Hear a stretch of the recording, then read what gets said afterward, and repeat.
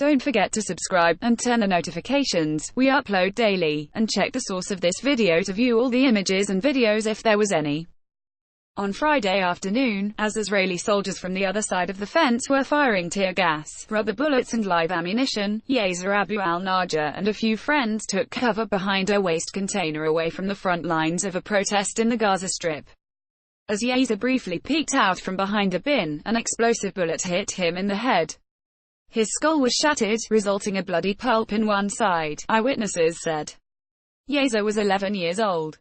His killing on Friday made him the 16th Palestinian child to be shot dead by Israeli forces since the launch on March 30 of the Great March of Return protests calling for the right of refugees and their descendants to return to the homes and lands from which they were violently expelled from in 1948. A few hours later, at sundown, Yasser's mother Samar Abu al-Najjar was browsing through Facebook on her mobile phone when she came upon a photo of an unidentified boy with his head blurred and bloodied clothes. His face was not showing, but I recognized him as my son from the clothes he was wearing, the 30-year-old told Al Jazeera from her home east of Khan Yunis, in the southern Gaza Strip. My neighbor and one of my daughters were sitting with me, she added. I turned to them with the phone in my hand and said, "This is my son." For Samar, the horror of certainty instantly gave way to a sense of shock. As the young mother headed to the European hospital, where Yasser's body was held, she struggled to wrap her mind around the fact that her firstborn child had been shot dead. "I never expected my son to be killed," she wept. "I knew he went every Friday to attend the protests, but he was driven by curiosity and went mostly to watch other protesters with his group of his friends." Ray of sunlight. Yasser was born in 2006, 1 year before the Israeli-Egyptian blockade on the Gaza Strip was imposed. He grew up through 3 Israeli offensives which devastated the Hamas-run enclave. His family's house was destroyed twice during his short lifetime, once in 2011 and again in 2014, leaving him and his relatives to seek temporary shelter with other families. Those who knew Yasser described him as a well-mannered, obedient and clever boy who loved sports and counted swimming, horseback riding and football as his favorite hobbies. The night before he was killed, he was watching the Football World Cup with his friends. He would help take care of his younger siblings, his mother said. He was very sociable and loved playing outside with his friends. The first boy in the family, Yasser's birth was a major source of happiness for his parents and his father's first wife, Naima. Naima had 9 girls before she suggested to her husband, Amjad Abu al-Najjar, over a decade ago to marry a younger woman in order to conceive a coveted male heir. When Yasser was born, the 48-year-old treated him like her own son. "He was always around in my house like a ray of sunlight," Naima said. His sisters, my daughters, were very attached to him and loved him greatly. "We are inconsolable at his death."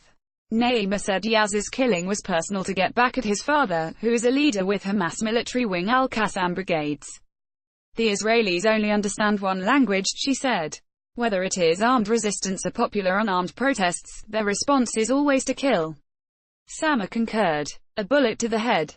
This was deliberate," she murmured. Nearby, the face of the father, Amjad, was a frozen image of shock, despite telling Al Jazeera that his son was no different from the other Palestinian children who were targeted by Israeli forces. "The way he was shot, I can never forget his fragmented skull," he said. "The targeting of civilians by Israeli soldiers is a mass violation, but they only get bolder with each consecutive Friday protest." In a statement of Friday, the Israeli army said soldiers responded with riot dispersal means, and resorted to live fire when those failed. The statement added that it would investigate the death of Yasser and that legal action could be taken, if appropriate. Protests a national achievement. Ashraf al-Qidra, the Palestinian Ministry of Health spokesperson, told Al Jazeera that the ages of the 16 children killed at the Friday protests were between 10 to 17 years old. The number of children wounded is 2,250, including 2 cases who had to have their legs amputated, he said. At Friday's protest, 24-year-old Mohammed al-Hamada from Rafah was also killed. At least 415 were injured, including 3 medics and 11 children. In total, 134 Palestinians have been killed since March 30 and 15,200 injured, said al-Qidra. The idea of a popular, unarmed protest movement in the areas east of the Gaza Strip was conceived by Ahmed Abu Artema, and was enthusiastically received by a majority of people across all walks of life, including the political parties. 5 encampments were set up from the Israel fence along the Strip, symbolizing the right of return for many Palestinians in Gaza, where at least 70% are refugees whose grandparents were forcibly driven out from lands a few kilometers from the fence.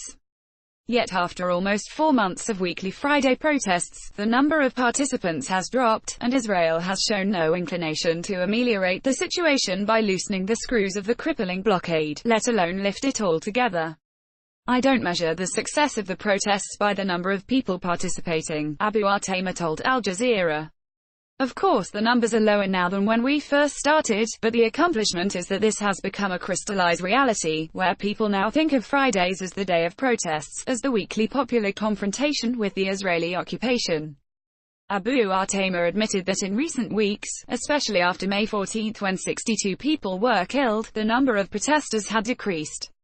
The committee in charge of organizing protests began to review the movement in its current state and form, which had begun to take on a different kind of face that left many people dissatisfied, such as staying clear of the factional influence and return to its popular character, he said.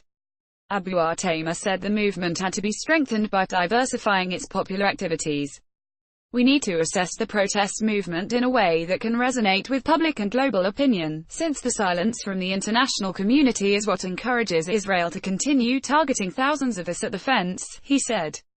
The general principle is that the protests must continue, he added. No doubt that after 14 Fridays, the protests are a national achievement, and has carved out an unparalleled path in terms of unarmed resistance, he said. Not the last child to be killed. For Sama, who still supports the movement, the protests enabled people to call for their basic rights. But the Israeli response had led to death, amputations and serious injuries, she said. We have endured massive losses, such as the loss of a parent, or the loss of a child. It's hard for me to bear this loss now that I've experienced it, it is devastating. Gaza won't be the last child killed, Naima added. Every Friday there is a new story of a child, a young woman, a young man who was killed. All of this serves as no deterrent to the Israelis, she said. This in turn further encourages people in Gaza to demonstrate and to express themselves against the injustices of their reality in these weekly protests. Quote,